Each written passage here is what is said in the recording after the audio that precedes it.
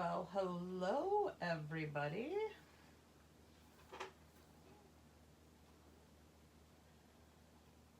Better turn my volume off on the computer.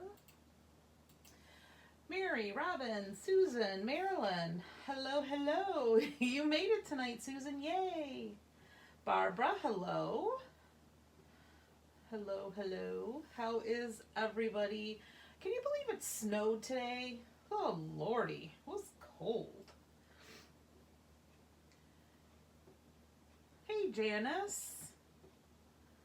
How's it going?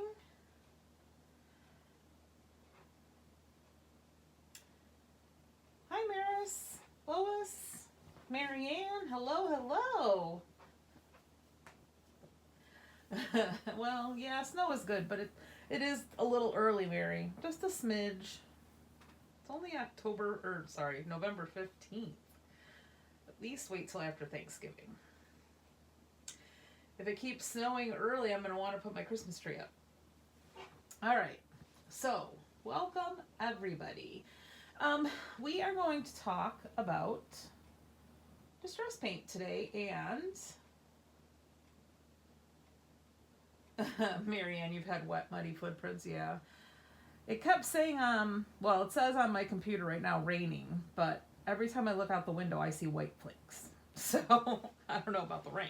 Anyway, today we're going to talk about distress paint and how you can use water and rubbing alcohol, isopropyl alcohol.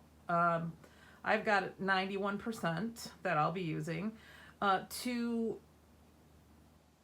I'm not going to say alter it, but to distress it, I guess, before it dries. Now, you have to do this before it dries because what do we know about distress paint?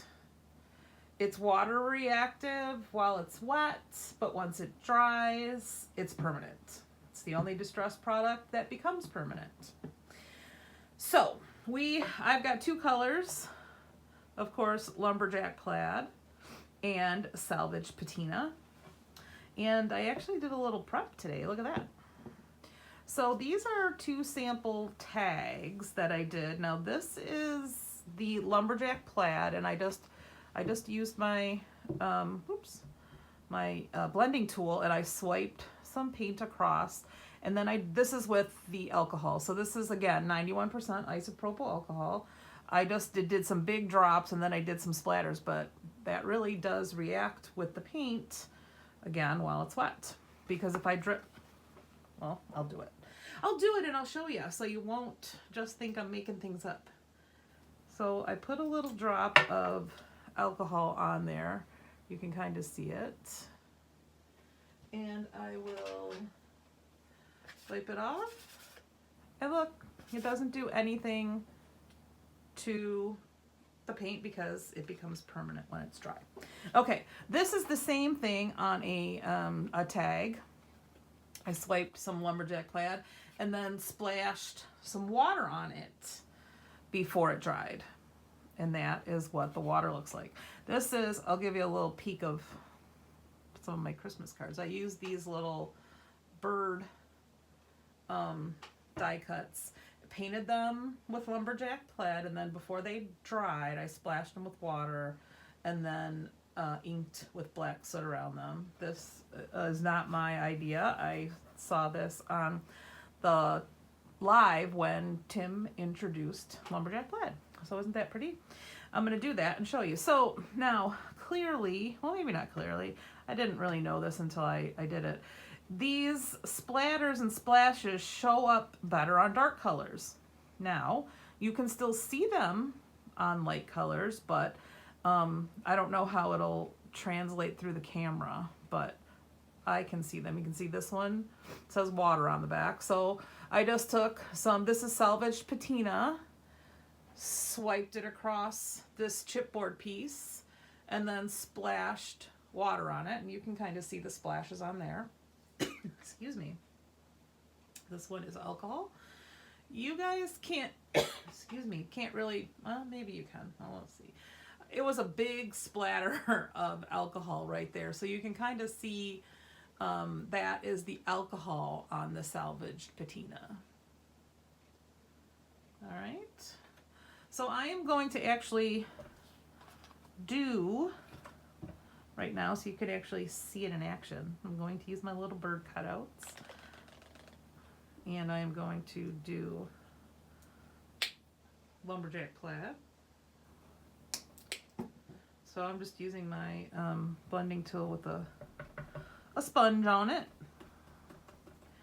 and dabbing, dabbing, dabbing, and then spraying. We'll let that dry for a minute, and then I will also do one so you can see with alcohol. Hope I don't mix them up. All right, let's see. It's a little harder to get splashy with the alcohol because it seems like it gives big drops. Get a better way to do that. But here you can, almost broke my bird's leg off. Here you can see already what the water's doing, reacting with the paint while it's wet. And it's still wet, but it's drying. And then you can see too, trying to break his leg off, what the alcohol is doing. So you can see kind of on the edges, the reaction with the alcohol and the paint kind of gives you a little orange,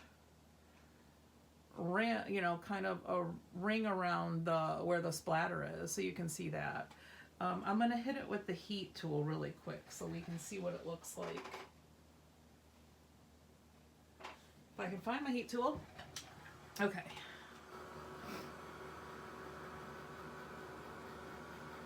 I learned this technique with the alcohol when I did a painting workshop when I went to Pennsylvania in September. The artist that was teaching us, and we worked on big canvases, would pour some alcohol in her hand and then she would splatter it on the paint. And the reaction with the paint was really awesome. I really liked it a lot. So I've been kind of messing around a little bit with alcohol and acrylic paint. Okay, there is the water. All dry, and here is the alcohol. So just another fun way to get different looks with your actually you could probably do this, well, you know what, I don't know if you could do it with any. You can do the alcohol with any acrylic paint, that I do know. I'm not sure if regular acrylic paint reacts with water. Okay, let me look at questions. Sorry. Mary is asking, what if you let the paint completely dry first? Well, like I had mentioned, when you let the distressed paint dry completely, it becomes permanent, so there won't be any reaction. So nothing will happen. Nope. Yep. There's Mary Ann saying that. Yep. So I found that you get a better reaction when the paint is a little bit thicker.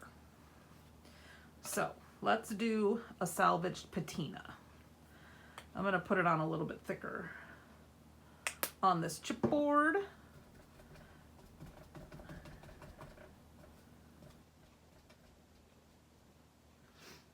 All right, let's do the alcohol. Okay. This alcohol on the paint could, if you did it the right way, potentially do a pattern that looks a bit like a Petoskey stone. I know Mary had done something like that. I think she used Distress Glaze. But you can see here, that is what the alcohol looks like on the salvage patina. So like I was saying, you can still see it. You just it's not such a big contrast. Oh, I'm really struggling with my words today, ladies. How was everybody's Tuesday?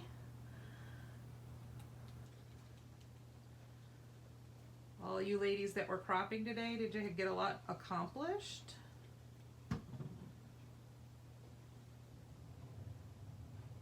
All right. So there is a bluebird, just a blue bird, not a bluebird, just a bird that's blue, with water splashed on it. So it really does. I love the effect. So there you go. Any other questions that I can answer? You had a busy day today, Susan? Seems like right before the holidays, we always get busy at work, so I think that's what's going on for me. All right. So if you have got your hands on some of that Lumberjack Plaid Distress paint, something fun to try with it. It would make a really pretty background too. I'll put this back up there. So you could also paint with a stencil and then splatter on it as well. That would be fun too.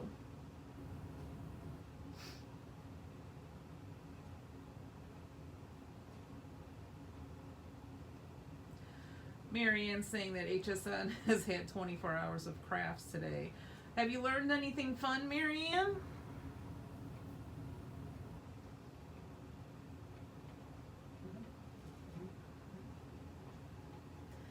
All right, everybody. Well, if there are no questions, that will do it for today. I will mention that I will actually be live by myself on Saturday. This Saturday,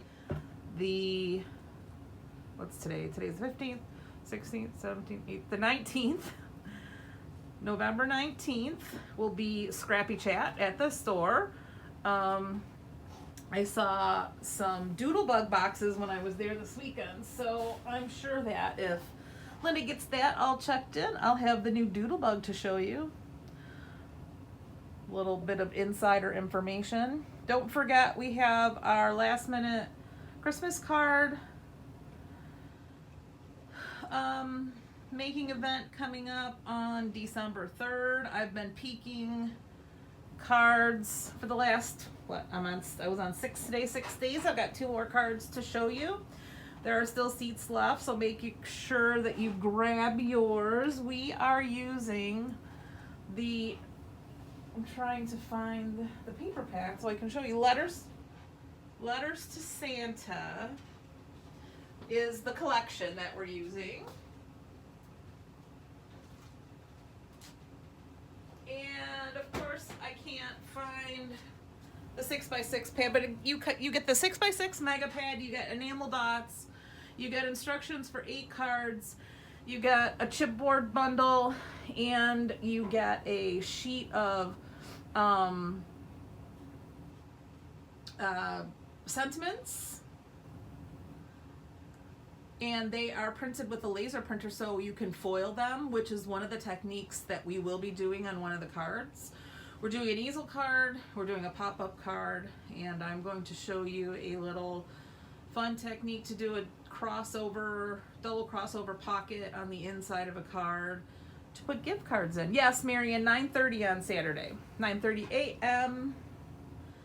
on Saturday.